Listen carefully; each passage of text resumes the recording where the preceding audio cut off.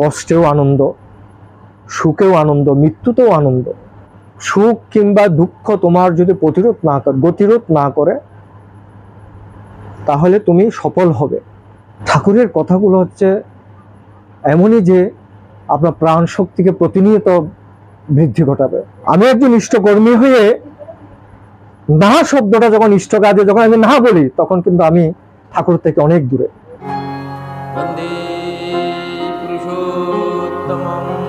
তাহলে এই নিয়ম বিধানের মধ্যে আমাদের চলমান জীবনটা অত্যন্ত অত্যন্ত সুখকর এবং অত্যন্ত আনন্দময়। কারণ এর মধ্য দিয়ে দুঃখটাকেও কিন্তু আমরা সহজভাবে মেনে নিতে পারি। কষ্ট দুঃখ তো রয়েছে সবার, কিন্তু এই আনন্দ ওই কষ্ট দুঃখগুলোকে কষ্ট দুঃখগুলো আমাদেরকে তেমন একটা আঘাত করতে পারে না। ওই আনন্দটাই, অর্থাৎ তার যে শক্তির ভিতর দিয়ে যে আনন্দ উপভোগ করছি, ওই আনন্দটাই আমাদেরকে রক্ষা করছে। রবীন্দ্রনাথ ঠাকুরের কথাটা ঠাকুর বলেছেন যে কষ্টেও আনন্দ, সুখেও আনন্দ, মৃত্যুতেও আনন্দ। অর্থাৎ পরম পিতার শক্তিটা এমনই শক্তি যে শক্তিটা আমাদেরকে প্রতিনিয়ত হাজার কষ্ট আসুক সেটাকে সহজভাবে আমরা গ্রহণ করতে পারি। এই বলছে নির্ভরতা, তুমি নির্ভর করো। তো এই ভালোবাসা যদি থাকে, ওই ভালোবাসা যাতে কোনো সময় নিম্ন দিকে না যায়, ঠাকুরের প্রতি সেভাবে আমাদের খেয়াল রাখতে হয়। আত্মত্যাগ, এই ত্যাগটা আমরা প্রতিনিয়ত ত্যাগ তো আমাদের রয়েছে। প্রবৃত্তি আমাদের সত্যানুষ্ঠী যে কথা রয়েছে যে সুখ কিংবা দুঃখ তোমার যদি গতিরোধ না করে তাহলে তুমি সফল হবে। অর্থাৎ এখানে সুখের কথা বলছে, দুঃখের কথা বলছে। তাহলে আমি কোনো একটা কার্য যখন করতে যাই তখন একটু প্রবৃত্তির বিষয় চলে আসে সেখানে, বা সেখানে যদি আমি কোনো একটা লোভে পড়ে যাই বা কোনো একটা আবার কষ্টে পড়ে যাই, সেগুলোকে যদি আমি ওভারকাম করতে পারি, অতিক্রম করতে পারি, তাহলে আমার কার্যটা কিন্তু সফল হবে। এই কারণে প্রেমময় ঠাকুর যে তার কথাটা যে উষায় নিশায় মন্ত্র সাধন চলায় ফেরায় জব যথাসময়ে ইষ্ট নির্দেশ, চেষ্টা করতে হবে। চেষ্টাটা হচ্ছে আমাদের ভাগ্য লক্ষ্মী। আবার অনেকে বলা হয় সাহসটা হচ্ছে ভাগ্যের লক্ষ্মী। কিছু কিছু শব্দ রয়েছে যেগুলো আসলে বাস্তব ক্ষেত্রে সেগুলো দেখেন আমার সে আমাকে বলতেছে যে সাহসটা হচ্ছে লক্ষ্মী, যে কোনো একটা কারণে যে কোনো একটা ইয়েতে বলে ঠিকই দেখি আসলে কিছু কিছু ক্ষেত্রে দেখা যায় অনেকে ভীত হয়ে বা একটা কোনো কিছু জন্য হয়তো অনেকে ভীত হয়ে সে কাজটা করতে যায় না, আবার অনেকে সাহস নিয়ে করতে দেখে কাজটা হয়ে যায়। যাই হোক, এই জিনিসগুলো এগুলো কিন্তু ওখান থেকে আসে। আপনার যখন সকাল সন্ধ্যা প্রার্থনাটা যখন আপনার মধ্যে কন্টিনিউ হয় প্রতিনিয়ত, আপনার যে শক্তির বর্ধন ঘটে, আপনার প্রাণ শক্তির একটা প্রভাব স্পৃহা বেড়ে যায়, তখন অটোমেটিক্যালি আপনি বুঝতে পারবেন যে আপনাকে পরম দয়াল ধাক্কা দিচ্ছে, তিনি আপনাকে দৌড়াচ্ছে। তাহলে এই অনুভূতিটুকু আসবে তখন ওই ভালোবাসার থেকে আসবে। যত্ন করতে হয়, তাকে ভালোবাসতে হয়। শ্রী শ্রী ঠাকুর বলছে যে পরিবারের মধ্যে স্ত্রী সন্তান পরিবার এটা একটা ভালোবাসার জায়গা। এখানে সবাইকে এক একজনকে যত্ন করতে হয় আস্তে আস্তে আস্তে আস্তে, কারণ সবার মধ্যে রাগ রয়েছে, অভিমান রয়েছে, না পাবার অভিমান আছে, কত রকম অভিমান রয়েছে সংসার জীবনে। আপনি রাগ করে যদি একটু দূরে সরে থাকেন তাহলে সে আপন মানুষটা কিন্তু ভালোবাসার থেকে বঞ্চিত হচ্ছে।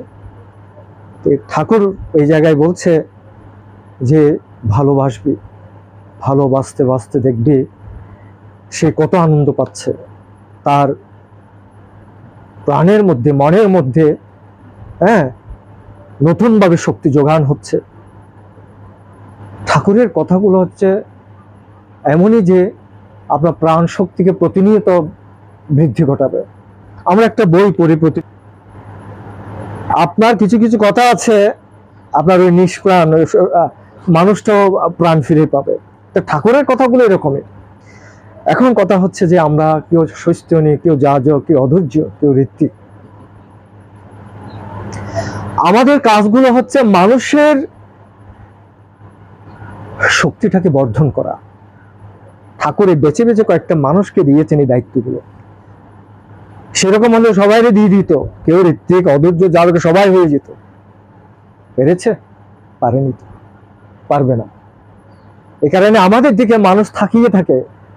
বলছে না, god in teachers of society, এই মানব সমাজের একজন শিক্ষক ঋত্বিক। তাহলে আমরা যেগুলো করব, যেগুলো করতে পারবো, এগুলো অন্য অন্য যারা এই কাজ করতে গিয়ে দুটা জিনিস চলে আসে, একটা হচ্ছে লিপিডো আর একটা হচ্ছে গোবিটি।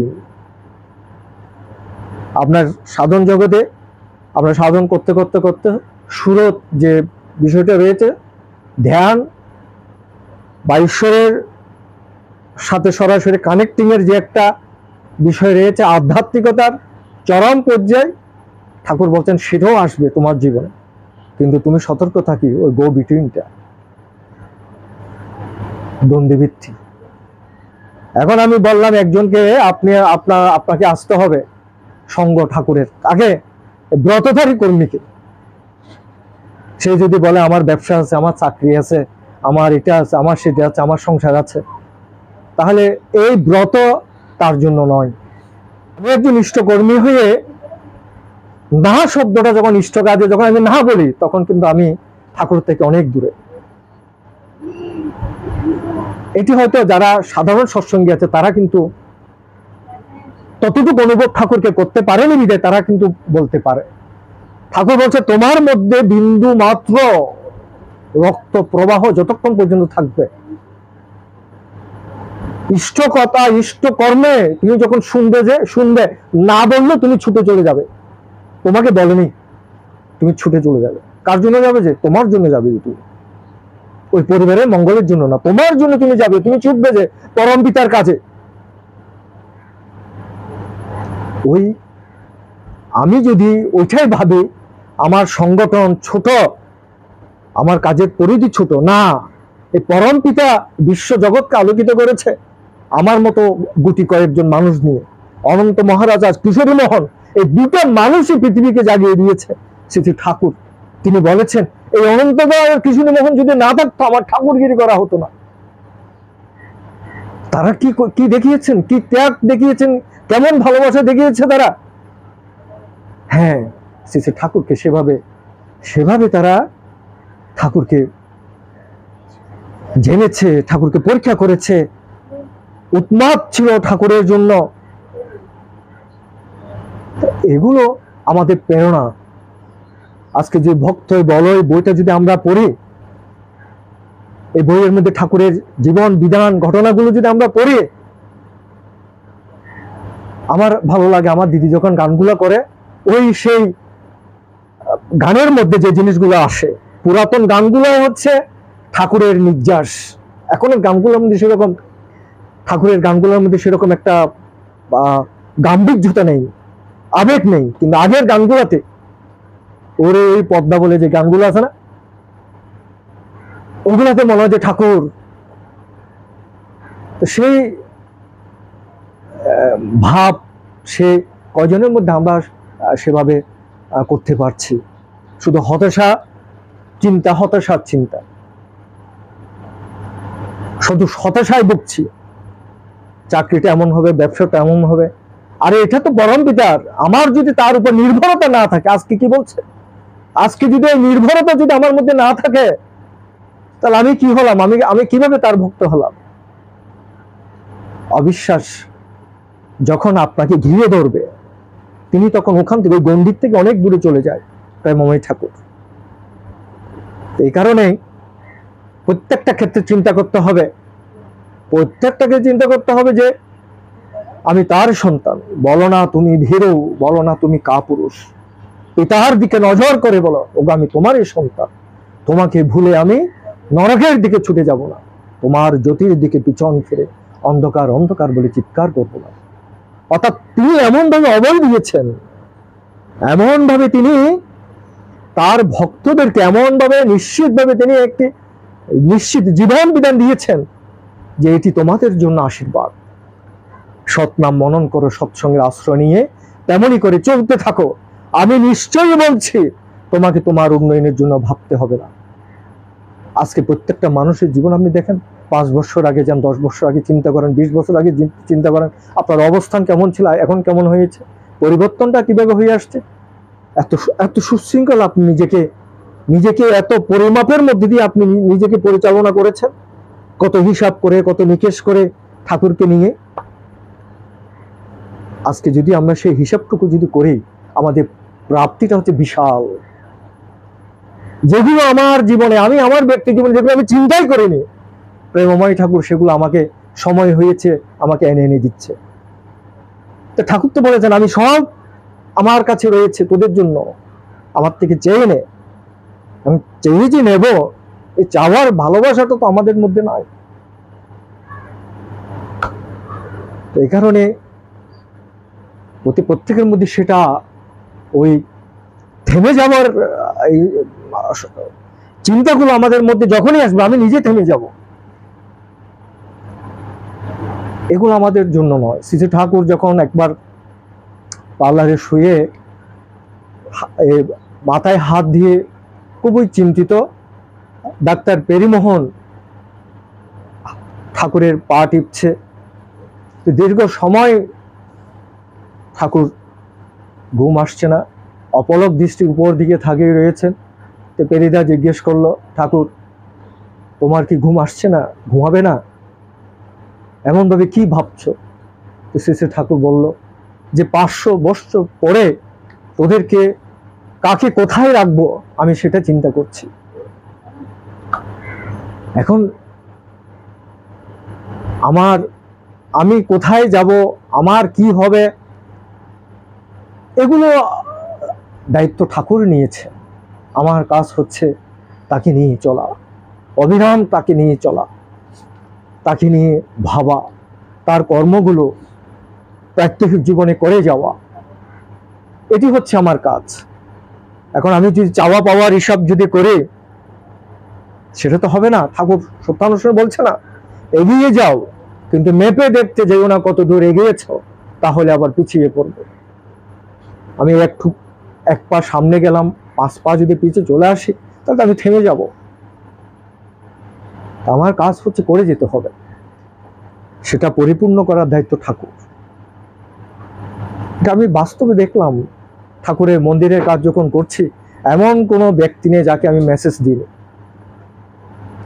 কারণ আমি চিন্তা করছি ঠাকুর যেটা বলছে যে তুমি করে যাও, আমি আছি, আমি করে গিয়েছি। আমি এমন কোনো ব্যক্তি নেই যার কাছ থেকে আমি ঠাকুরের জন্য ভিক্ষা চাইনি। আজকে প্রেমময় ঠাকুরের অশেষ কৃপায় পূর্ণাঙ্গ রূপ ধারণ করছে মন্দির, সেখানে ঠাকুর পূজিত হচ্ছে, কত গুরু ভ্রাতারা আসছে, আরো কত কিছু দিচ্ছে। এটা তো আমাকে তার কাজ শুরু করতে হবে। তো এই শুরুটা যদি আমার মধ্যে ভালোবাসা না থাকে, আমার তার প্রতি যদি নির্ভরতা না থাকে, তাহলে এটা তো হবে না। এই কারণে আমরা আমাদের ব্যক্তি জীবনে যতক্ষণ নিঃশ্বাস রয়েছে, যতক্ষণ প্রাণের চঞ্চলতা রয়েছে, ততক্ষণ পর্যন্ত তাকে নিয়ে ভাবতে হবে, ততক্ষণ পর্যন্ত তার কাজ করতে হবে, তার কাছে প্রার্থনা প্রতিনিয়ত থাকতে হবে। তাহলে দেখবেন এই শরীরটা ভালো থাকবে, আপনার পারিপার্শ্বিক সবটাই ভালো থাকবে। আর তাকে বাদ দিয়ে যদি কিছু একটা চিন্তা করে, এই অজুহাত কিন্তু খুব মারাত্মক বিষয়। এই অজুহাত কিন্তু মঙ্গলজনক নয়। আপনি আমাকে ফাঁকি দেবেন, আপনার বন্ধুকে ফাঁকি দেবেন, আপনার ঋত্বিক দাদাকে ফাঁকি দেবেন, কিন্তু ঠাকুরকে ফাঁকি দিতে পারবেন, ঠাকুরকে আপনি ফাঁকি দিতে পারবেন না। এই কারণে সময় কিন্তু রয় না বসে, চলছে কিন্তু অবিরাম। যা করার তুই এক্ষুনি কর, সুফল যদি পেতে চাস। চলে যাচ্ছে তো সময়, সময় চলে যাচ্ছে। যেটা করণীয় আমাকে সেটা করতে হবে। সুযোগ বারবার তো আসবে না। এ কারণে যাজনটার দিকে বেশি বেশি মনোযোগী হতে হবে, বেশি বেশি মনোযোগী হতে হবে। যাজন আপনজন, অতি আপনজন যারা রয়েছে তাদের সাথে ইষ্ট কথা, ইষ্ট চিন্তা শেয়ার করতে হবে, উদ্বুদ্ধ করতে হবে। কারণ পরিবেশ প্রেক্ষাপট যতই প্রতিকূল থাক না কেন, সেটা অনুকূলে আসবেই আপনার কর্মতৎপরতার মধ্য দিয়ে, ইষ্টের প্রতি ভালোবাসার মধ্য দিয়ে। তো শুধু উপস্থিতি আজকে আমরা এই পরিসরে আজকে যে স্বর্গ জন্মদিন উপলক্ষে আজকে আমাদের এই আয়োজন, তার জীবনটা সুন্দর হোক, সমৃদ্ধিময় হোক, ঠাকুরের চরণে প্রার্থনা নিবেদন করছি। এবং আমরা যারা আজকে এখানে উপস্থিত হয়েছি প্রত্যেকের মঙ্গল কামনায় ঠাকুরের চরণে প্রার্থনা নিবেদন করে আমার আলোচনা শেষ করছি। সবাইকে জয় গুরু, জয়।